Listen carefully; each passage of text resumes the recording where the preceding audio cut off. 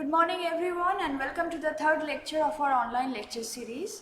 This is Juma Ghosh, curator at Nehru Science Center, Mumbai. We are holding this week-long lecture series where we will help the students to explore various career opportunity in future if they choose to work in the frontiers of science.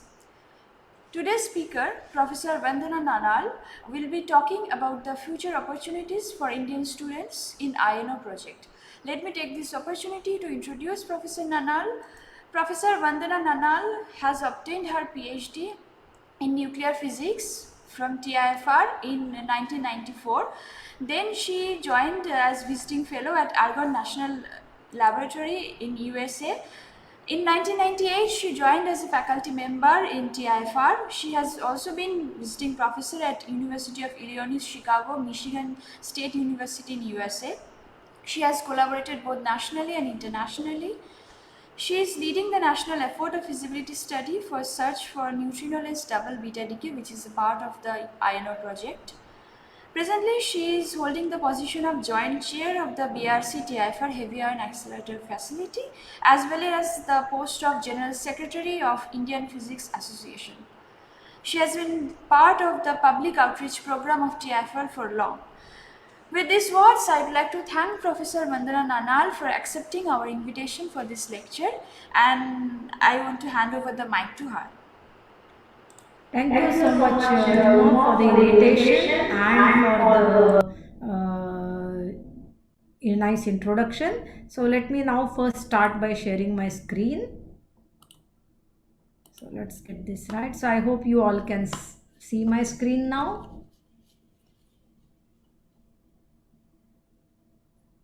Can someone confirm the screen is visible?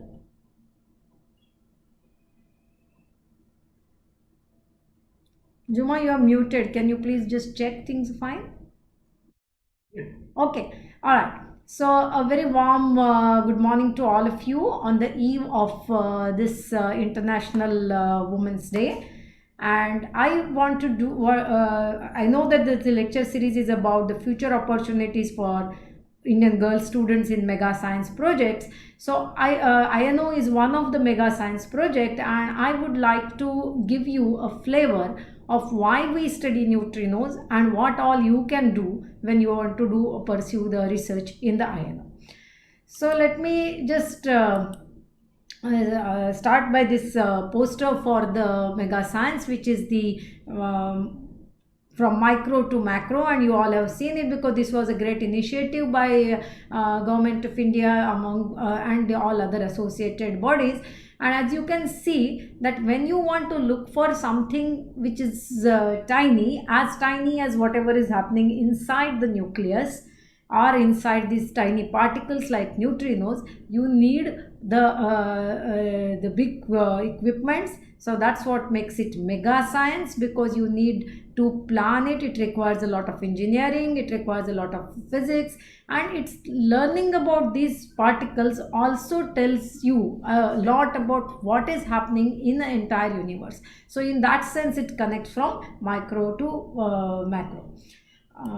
Yeah, so just a word about it, about also the International Day of Women and Girls in Science. I don't know some of you are aware of it. In 2016, United Nations declared that 11th February will be celebrated as International Day of Women and Girls in Science. This is because it has become more and more apparent to people. It was always there, but now it's become more apparent, and efforts are done towards bridging the gender gap in STEM, that is science, technology, engineering and mathematics. And I hope that things would be easier for all of you coming in now in this generation, and maybe in another 10 years time when you are reaching the peaks of your careers, we will not have to talk about gender gaps. But today I will not talk more about it. I'll come back to the science.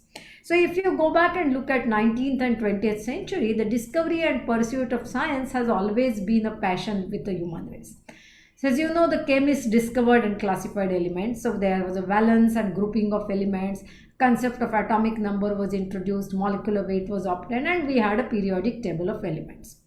The physicists discovered the structure of atoms. They looking at the characteristic X-rays, emissions and absorption of light, ultraviolet light and X-rays. The ionization led to the discovery of electron, and it was known that electrons are light charged particles, negatively charged, and the atomic number also explained the periodic table. The unsolved puzzle still remains that since the atom as a whole was neutral, if there are electrons, there must be something which is positively charged. Where is that positive charge? And since electrons were light, what is it giving the mass to the atom? And that led to the discovery of nuclei. So largely when we look at nuclei and particles, our study, the approach is kind of nicely presented in this cartoon. It's like the elephant and the blind man, and you see it has got everybody thinking. So we look at the properties, because these objects are so tiny that you don't observe them directly. If you want to find a mass of a salt or sodium iodide crystal, you can take a crystal and weigh it. But when you want to find a mass of a proton, it's difficult to take one proton and measure its size and so on directly. So we also make models. We have some understanding about how these particles interact with each other, or we have some guesswork hypothesis. So we, based on it, we make models. Then the models have a predictive power. They will say that if this is true, something should happen. Then we go and make the experiments. We make the experiments either using available natural resources like natural radioactive elements, or today with the technological advances with large accelerators and large detectors. And this data then analyzed. That means you sort out like a jigsaw puzzle and figure out what is going on. That's what a scientist does. So if you ask me, it's actually a lot of, it's a very interesting game. It's really like playing a jigsaw puzzle. So let's now see, where did the nuclear physics begin? So if you go back in time, in 1896, the discovery of radioactivity, which was a big surprise because nobody thought that there could be such a phenomena will there, and that could be said as the beginning of the nuclear physics. Then Rutherford and his students, they actually came up with a concept of a nuclear atom. From their experiment, they said that nucleus is more particles than that, and that's how then the particle physics began. So the 1903 Nobel Prize in Physics was given to Henry Becquerel, Marie Curie and Pierre Curie for the discovery of radioactivity. Incidentally, I would like to say that the term radioactivity also was coined by Marie Curie. Yeah, so father of nuclear physics, if you look at it, the Rutherford is referred to as, because as I just said that he discovered the concept of from his experiment. Yeah, you have to do work, but he had very, very good students who themselves went on to become later make more fundamental discoveries. Now I told you that the atom itself is a very small. Now nucleus is even smaller inside the atom. So let us see how small is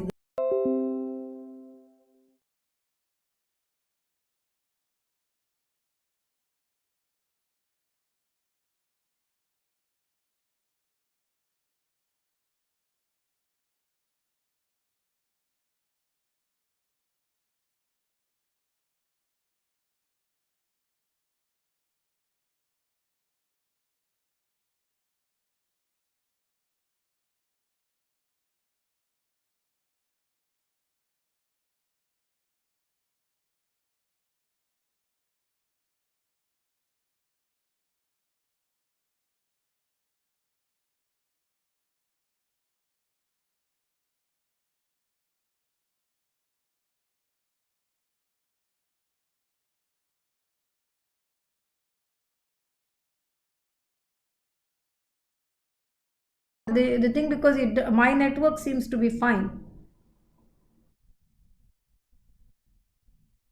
Okay, so this was probably a network connection. So at what point it froze? If you tell me, I can repeat some part.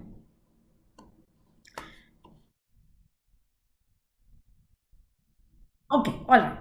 Okay, sorry about this, but this is a network issue which we can't help. Now let me get back my pointer. Yeah.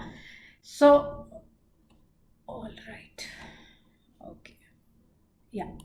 So as I said, that the nucleus is a very, very small size object, so that it's like it's much, much, much higher. So if you made a coin of nuclear matter instead of the gold, it would weigh about 100 kiloton. 1 ton is 1000 kg. Okay, so let's move on. So if I look at now inside the atom, as we understand today, what is the atom? You have a cluster of protons and neutrons and electrons moving at much farther distance. But just to show this picture here, I show you on this slide, we're close to the nucleus. You have neutrons and proton. If you look at a mass difference between them, neutron is slightly heavier than a proton. The particle physicist and nuclear physicist will talk about mass in the units of energy. You would have heard that Einstein showed that mass and energy are equivalent. So generally, conventionally, nuclear and particle physicists therefore will talk of energy of the particles and masses also in the energy units. So nucleus has a force between neutron and proton, which is called strong force because it is stronger than the Coulomb repulsive force between like protons. Because otherwise, how do I put like charges, all positively charged protons, together in such a small size of a few Fermi, as a small box of a size of a few Fermi? So, but then the question is that all neutron proton combinations are not stable. You have a hydrogen, which is the simplest nucleus with a single proton. Then you have hydrogens, heavier hydrogens like a deuteron, which is a proton neutron. You have a triton, which is a proton and 2 neutrons. But I can't make hydrogen isotope with 1 proton and 4 neutrons and make it stay. So what decides? So these are the properties and interactions of these particles, neutrons and protons, which decides that it is how the things are, which nuclei are stable and which can be made. But there is one interesting thing which is the nature has given us, is because neutron is slightly heavier than proton and neutron itself is not stable. It undergoes, it can get converted into a proton. That's the process which is called a beta decay. And I mentioned this because this is what gave to the birth of the neutrino.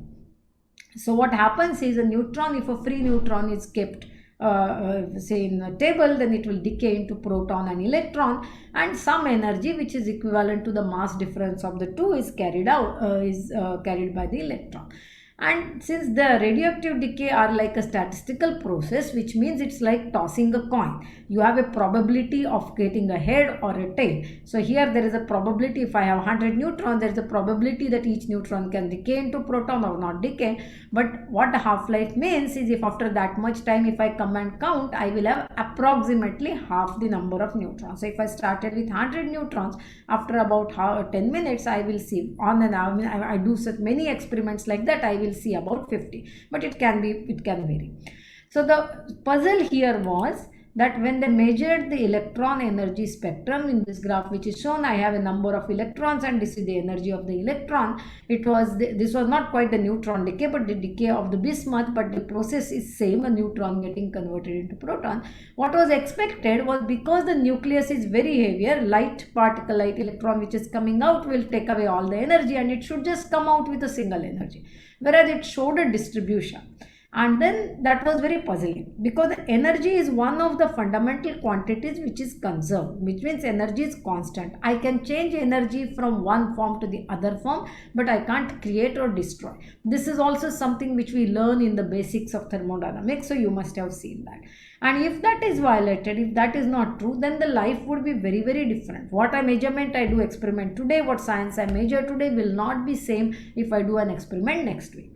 And we know that that is not true, so the energy is conserved. So what could be happening? So then Pauli, after a lot of thought and because people did more experiments to ensure, and finally came up with this hypothesis that there is a third particle, not just a proton and electron, but I am creating a third particle.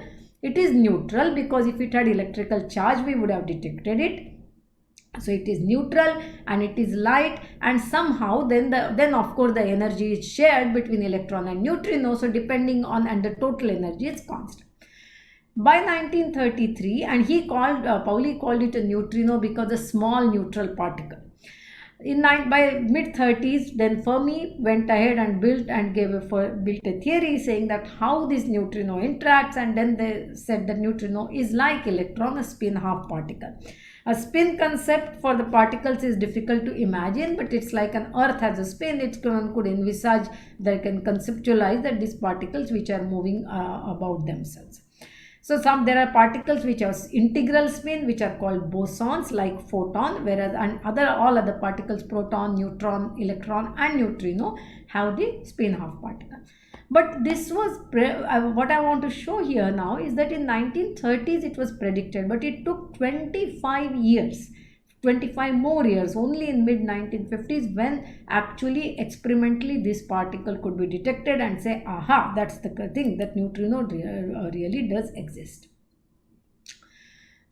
Before I tell you the story of the neutrino and the neutrino detection, let me just take one moment to tell you, many people are scared about radioactivity, but I want to tell you that the radioactivity is actually very, very important for the life to exist, because the radioactivity in the interior of Earth is one of the sources that's responsible for heat generation, which ionizes the material there, and these ions and motion of these ions gives rise to the geomagnetic field, which deflects solar wind, protecting Earth's atmosphere. So without radioactivity, the life would not have been possible.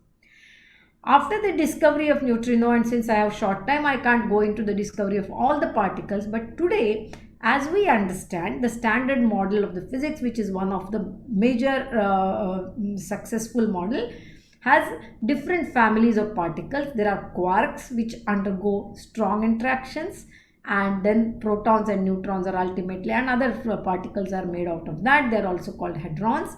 You have another family called leptons, which is the electron and its cousins, and for every lepton, like electron, muon, tau, there is a corresponding neutrino, corresponding partners. And since all these particles interact with different forces, there is a Coulomb force, of course, for which the electromagnetic force, and that's photon is the carrier. For the weak interaction, that is the beta decay type interactions, you have different particles, and for the interactions among the quarks, there are gluons. Some of you may have heard in early part of the around 2012, the last missing puzzle, the Higgs boson, was discovered, and there are of course the gravitational forces, but when you talk about the particles interactions, that is much weaker than any of this, so we will not talk about that. So the picture is more or less complete here in terms of particles, but of course a lot more to be known. And now by studying about how these neutrinos are, whether they have zero mass or they have non-zero mass, will open the windows to the physics beyond the standard model. Going into the details of it is beyond the scope of this lecture, but I hope to introduce you to the concept so that you people can go and look more visually. So coming back to the experiments with neutrino. As I said, the first detection came in 1956, and Cohen and Rines made this experiment, and for which Rines was awarded Nobel Prize in 1995. One of the major conditions, or the prime conditions for Nobel Prize is that it's only given to the people who are alive. So unfortunately, Cohen missed it. And what was the experiment?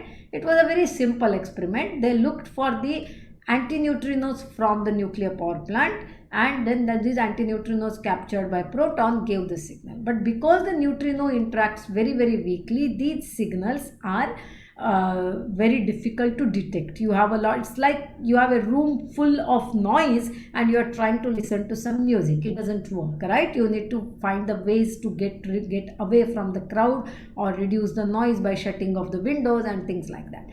What I want to emphasize is, if you see their experiment size, I am not able to, yeah, okay.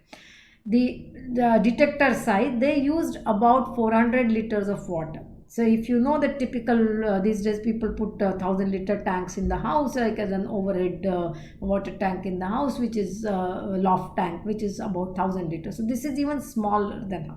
Rutherford's experiment was very small. Now you are getting slightly bigger of the size of the table, and in next couple of slides we will really see now how big the detectors are.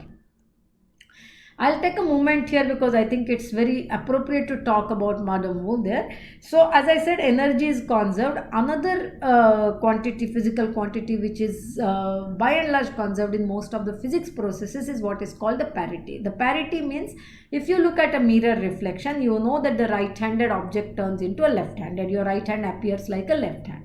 So there are many molecules, many objects, like our body is not mirror symmetric, but the physical processes are mirror symmetric. So in mid-50s, it was observed that these interactions, weak interactions, which cause like processes like beta decay, do not conserve the parity.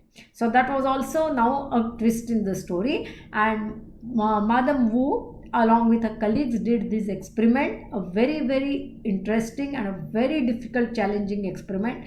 is to show by studying the beta decay in cobalt 60 that indeed the parity is not conserved in beta decay. And some of you would have seen in the news that this year the US Postal Service released a stamp in her memory saying that during a career that spanned more than 40 years in a field dominated by men, she established herself as the authority on conducting precise and accurate research to test fundamental theories of physics. So kudos to Madam Wu. So now where do the neutrinos come from? Neutrinos are were created at the time of the Big Bang and which are still there. So these are also called relic neutrinos which are there. Neutrinos come from the sun because inside the sun 4 protons get converted into 4 helium. It's not a one-step process, but in many things it come in. And when the stars explode, which also have a lot of nuclear processes happening, so the neutrinos come from there.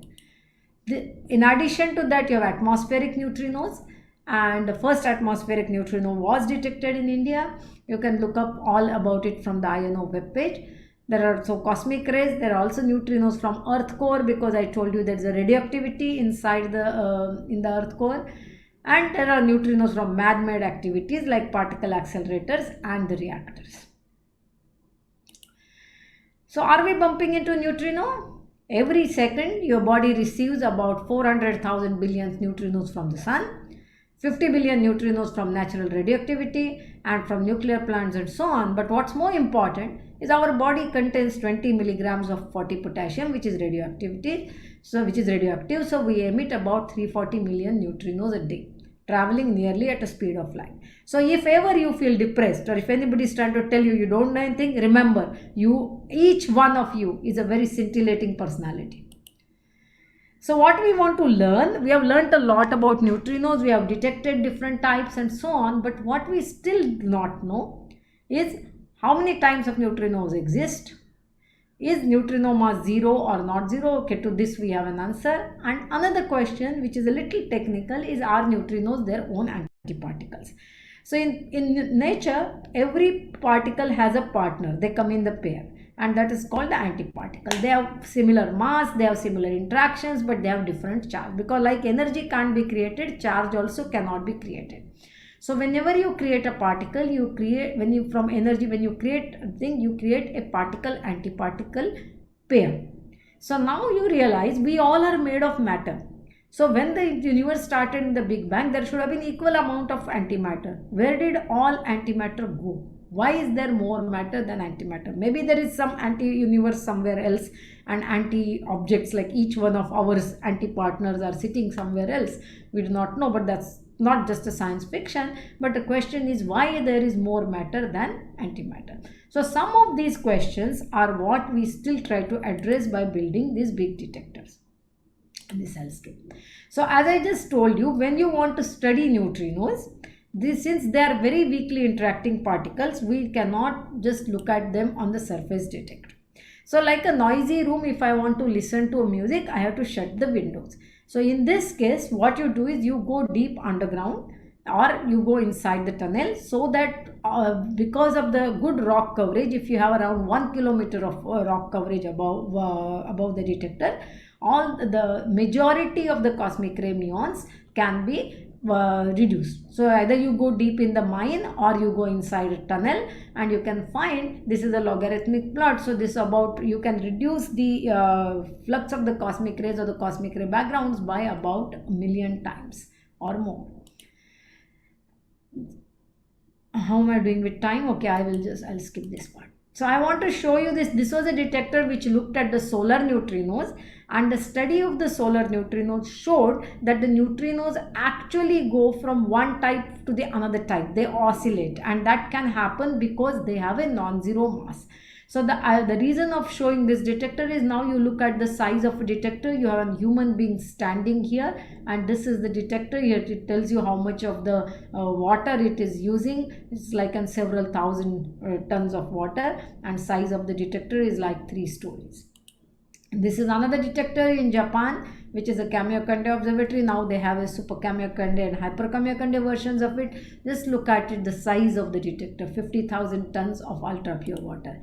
and this you will find more things inside the on the web page, that if they have to work on the detector, how do they work. So these men travel on inside the in a boat inside the huge water tank. So see, doing the science will be so much fun.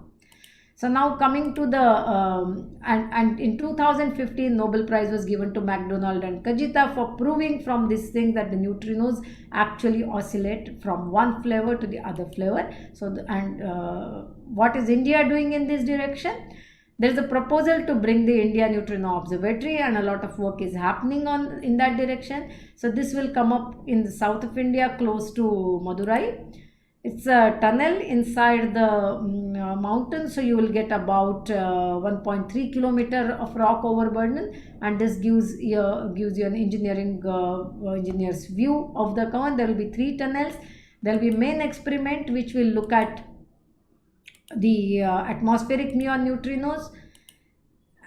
So what it will look at is that they study the atmospheric muon neutrinos and address issues about the neutrino masses and why there is the preponderance of matter over antimatter. The more details about this you can see on the INO web page, and I will leave you with that, just giving you the picture of the proposed detector.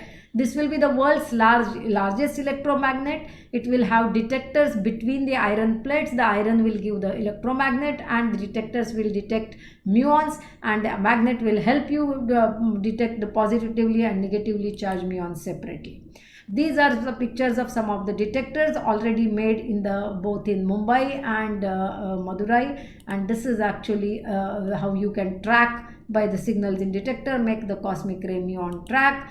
And this is a picture of the mini iCal, the prototype, which is taking data currently at Madurai. So now I'm going to just take next 5 minutes or so and tell you about the other experiment in which I'm mainly involved, which is to probe the nature of the neutrino. Now it's known that neutrino has mass, but the question still remains open whether neutrino is its own antiparticle or not. And here we have 2 great scientists, Dirac saying neutrino and antineutrino are different, and Majorana saying neutrino and antineutrino are same. Now when this happens, the only way you can distinguish is by doing some kind of experiment. The beta decay told us about neutrino's existence, and now nucleus again comes to our help and tries to tell us that we will go to the what is called a double beta decay. Maria Goeppert-Mayer, another nuclear physicist who also got a Nobel Prize for describing the nuclear shell structure or magic numbers in nuclei, predicted double beta decay. So that means some nuclei cannot undergo a single beta decay because it is energetically, it is like going on the going other way around. But if 2 neutrons inside a nucleus simultaneously decide to convert to 2 protons, then such a decay is possible. Now in this case, further therefore is suggested that if neutrino is its own antiparticle, then it's possible to have a process like this, which is called a 0 nu beta beta, that is only 2 electrons come out and there is no neutrino.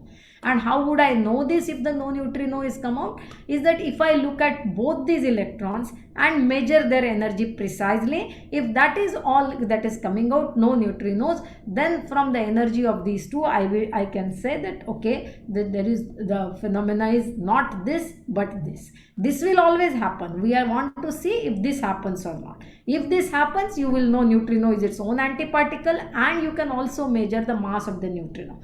That is why the study of neutrino-less double beta decay is very important, and it also tells you that there is a physics beyond standard model, because this is the standard model does not predict neutrino and antineutrino to be same. So it will open up a new vistas for additional physics.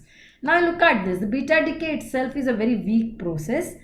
Double beta decay is even weaker. Its half-life is like 10 power 20 years. I told you the half-life of a neutron is about 10 minutes. Now consider with respect to that. And neutrino-less double beta decay is even weaker than double beta decay with a half-life of longer than 10 power 24 years. So you need very novel experiments and large detectors, because the half-lives are long. So I need to start with large number of nuclei, which also so that some of them can decay. So what we plan to do is that we would like to study the neutrino-less double beta decay in 124 tin. and this will be a detector of, in the long run it should be like a 1-ton detector sitting at a millikelvin temperature, at a very low temperature, with a cryogenic detector. The concept is very simple. You have a detector and a sensor, and you keep the whole thing at a low temperature. So when the double beta decay happens, 2 electrons will come out, and because you are sitting at low temperature, if the heat capacity is low, it will result in a measurable temperature change. You measure the temperature change, and you can measure the energy. This is very analogous to the school experiment which all of you would have done in a copper beaker, adding hot water and measuring the thing. It's just that, but you do it at a millikelvin temperature. So that is what makes it more challenging. And to measure such low temperature, you need special sensors. We make it out of semiconductors, so that the semiconductor resistance is very high at low temperature. So any small change in temperature will change the resistance exponentially, and you can measure it. So this is the setup in the TIFR where you can achieve millikelvin temperature. This is called the dilution refrigerator. Again, you can look up the details on the web page. These are the various stages in preparing the thermal sensors, and these are some of the test results. These are the people who are working in that. You can see they all enjoy what they are doing. They all look very happy. And then I should just add, they're probably more happier because I was not in the lab. So to summarize, I would like to say what neutrinos can tell us is, from the neutrino mass tells us that we need revision in our current understanding. Neutrinos are also messengers from the farthest parts of universe, because we are seeing neutrinos right from the Big Bang time. We still need to understand why there is more matter than antimatter and how many types of neutrinos exist. Now, before I stop, I want to tell a couple of slides about the women physicists in India. So the first, I think some of you would have heard about Bibha Chaudhary now, because she's been in the news for last couple of years. She was the first woman particle physicist in India. With D.M. Bose, she did experiments on the study the mesons, and actually their experiment and published in a very, very prestigious journal, Nature. Their work actually paved the way for discovery of meson, for which Powell got Nobel Prize, and he actually acknowledges their experimental technique.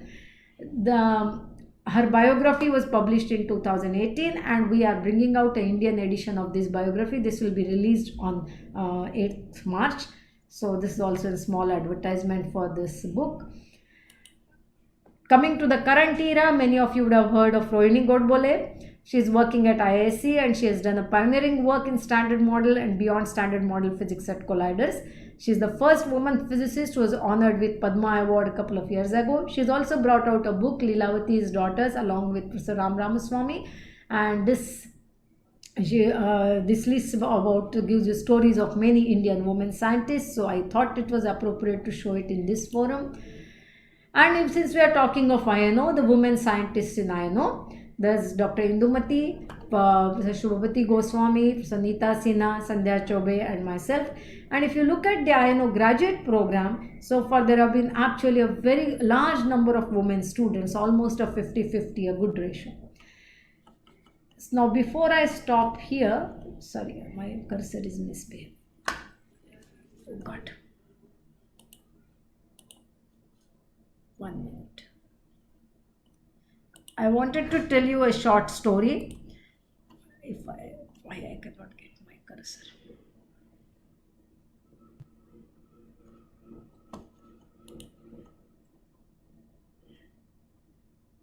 Just okay, I'm really sorry about this. Yeah, why my cursor is gone away. Okay, now I can see it. Yeah. So of course I would like to thank the collaborations, which is the INO and the Tintin collaboration giving me that. But I want to say one small piece of story here, that 4 decades back, I actually attended lectures at Nehru Science Center given by people like Professor Chitre and other scientists from TIFR. That was one of the motivating factors for me to pursue the science. So I am very sure that from the people from the audience today, some will sooner and not very late in another decade will be participating in these mega projects and be successful scientists and will motivate people further. Thank you.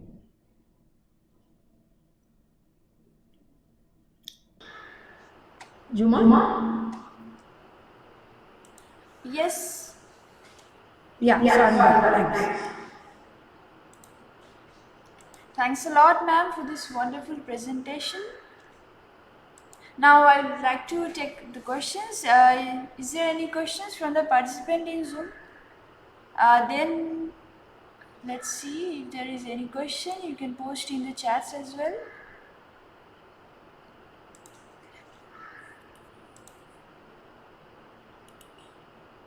Okay, there is one question from here. Archita is asking, what are the prospects of a high energy physicist at INO and when the INO is expected to be fully functional? Okay, good question. The prospects for high energy physics INO are unlimited because the opportunities are both. There is a lot of science to be done. There is a lot of the detector which I showed you requires. Okay, let me go back to the detector slide. Just give me a minute. I don't know why this my arrow has become a problem.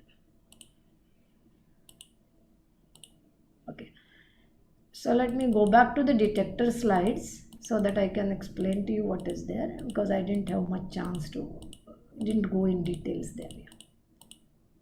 Yeah, so when you look at it, for example, you are building a large size detector, so it has engineering aspects, it has a lot of electronics, because you have to make the detector readouts, and these detectors also take data over long time, like many years. So then there is an analysis, so there's a lot of electronics work, there's a lot of mechanical work, and there's also a lot of physics which you approach, then you will tune your experiments to doing the physics. So the prospects are very high. Now the next question is, when is INO expected to be fully functional? See, these are the these things have many facets, so usually also these things are built in phases, and it depends on the many constraints. There are technological challenges, there are also the funding issues which come in, so the process, the actual execution depends on many of these things. Of course, INO is fully funded, and right now there are also, in case of INO, there are some environmental challenges, so getting the place and the tunnel ready would be some time, but yes, it is the work has not stopped, and there is a lot of R&D in progress. So in fact, people can join in to do the summer projects and even the short-term projects. Even the undergraduate students at that level join in. Please visit the INO webpage and the Tintin webpage for more information on this.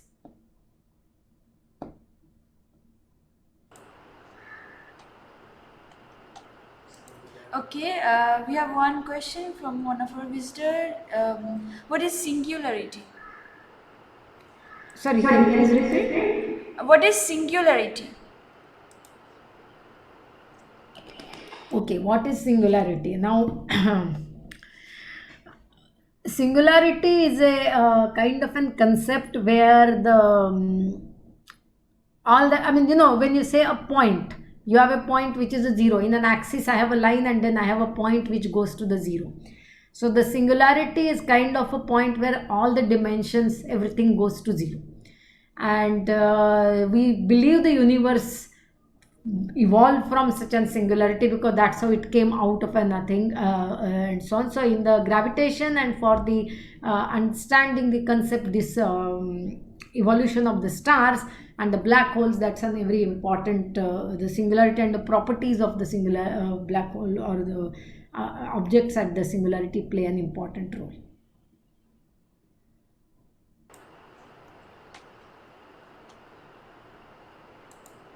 Okay, time for next question. Okay, someone is asking that the data storage system really looks too big. How do you convert this data in the form of images, or how do you decode this huge data in readable information? I did not show you the data storage system. This is a detector. This is the detector through which the particles are going, and then it will be like a gas detector. You may have heard of JM counter. What is a detector? Our eye is a detector, right? We see the light. So these are only detectors which I showed you. Of course, the data volume will be large, and the data will be stored on high performance computers, high performance servers, and will be analyzed there. Because if I have, like, for example, if I can probably show it here. Let me go back. Yeah, if you see this is just a track through 8 detectors. Now when you have thousands of detectors and 10,000 particles going in, you need to do a lot of processing. So this is the detector. Because of a signal, I know that this particle hit here, this particle hit here, and that is how you will create a track. So now if you want to create a trajectory of the particle for a long distance, then from the curvature you will know what is the energy of the particle. Depending on which way it is bending in the magnetic field, you will know it is positively charged or a negatively charged.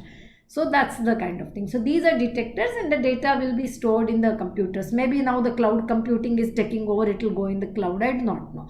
And that is where the technological developments has helped immensely in both, like accelerators, detectors, analysis. Even theoretical calculations require a use of large computers.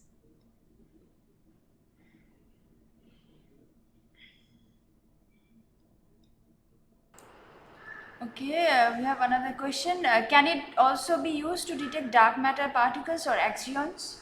Very good question. Yes, some of these detectors can be used for detecting dark matter, particularly the neutrinoless double beta decay detectors, and dark matters are can be easily used. Even in INO, there are programs to study the dark matter, because when you say dark matter, that is not directly visible to you. So you look for its interaction and look for the interaction product. So these things are like you are, say, playing billiard balls. Somehow you don't see the primary ball, but because when it kicks or it hits something, it will give you a second. Question: is there any promising application of machine learning in the data analysis of INO? Certainly. See, all these analysis which are voluminous have to be have the scope of doing it in with a machine learning, and the new techniques coming in also help us to look for smaller and finer effects.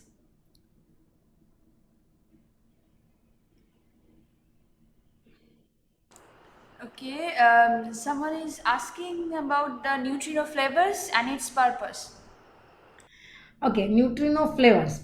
As I showed in the slide, there are different families of particles. Let me just go back to that slide.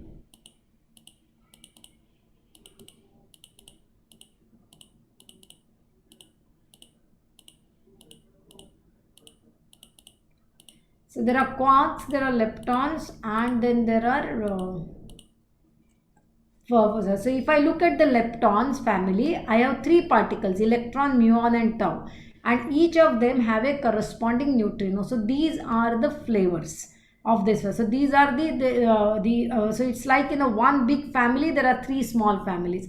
These are the flavors. Now in case of neutrino, there is what happens is you have, even within neutrino there are 2 families. So these are called the electric flavor families, and then there are mass flavors. So that each of these can be, it's like a circular polarized light is made of different linearly polarized lights, like that each of these neutrino. That is why as the neutrinos propagate, as light propagates through media, the circular polarization changes. So here also, as the neutrinos propagate through media, they can change. So that is why they can change from one flavor to the other flavor. And this is also, it's seen in the other spin-up particles, but that is there. So these 3 are at least known, which is coming in. Now the concept is that, like a sterile neutrinos, because since they do not have a charge, if there are additional things, unless you took them from some interaction, we do not know. So that's where it is not yet confirmed that there are only these 3 flavors. If there are more flavors, that is the open question. So we know they have mass. We don't know whether they're its own antiparticles, and we don't know how many flavors are there. So the 4th category is called the sterile neutrino, because they do not have the counterpart. You are not seeing them. You have to see them again through the indirect processes.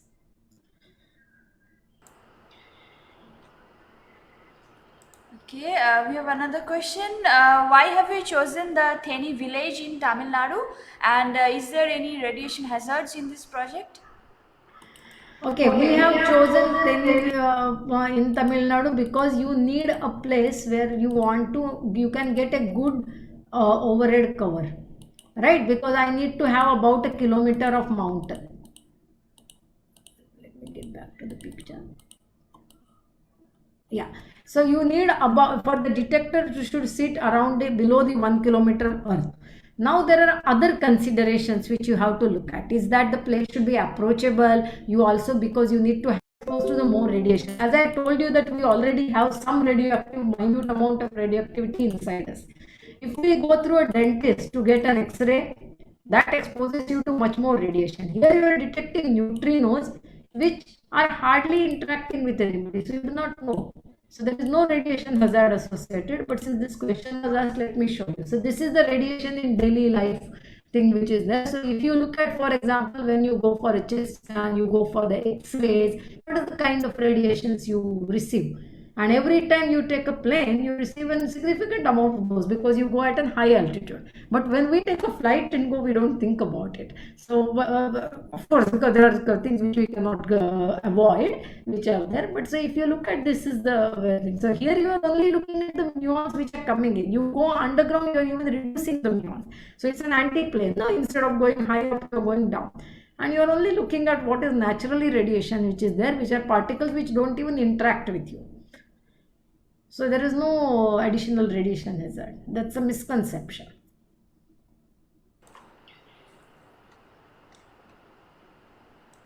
Okay, someone is asking why the light does not bend in neutron star but in black hole, because a neutron star also have high gravitational and magnetic pull. Yeah, but the black hole is much stronger. Because of the black hole has a much stronger gravitational field, so that is why it bends. But otherwise, the normal gravitational fields don't play any role in the particle physics. Yeah. Okay, a question from one. Ghost particle because it's very difficult to see. It's been elusive, right? As I said, that it took 25 years to find it, locate, experimentally detect it. So because it interacts so less, it is just passing through you all the time. And it's so if you put a detector also, it just passes through that. So it's difficult to detect. So it's called ghost particle. Of course, to match it, the Higgs boson was called God's particle. So that's also part of the reason. But it's called ghost because mainly difficult to detect.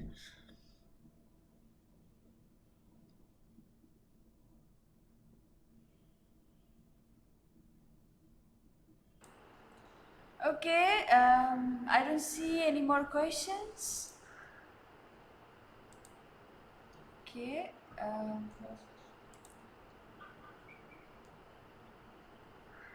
Okay, so I want to thank Professor Nanal for this wonderful lecture and good interaction. I hope people have got enough information, and they can also visit the INO website for details as well.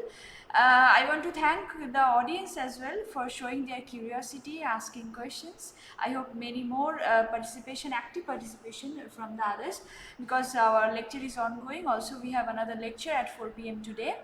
So don't miss that. Thus, I want to thank Professor Nanal again. Thanks. Thank you. Thanks a lot.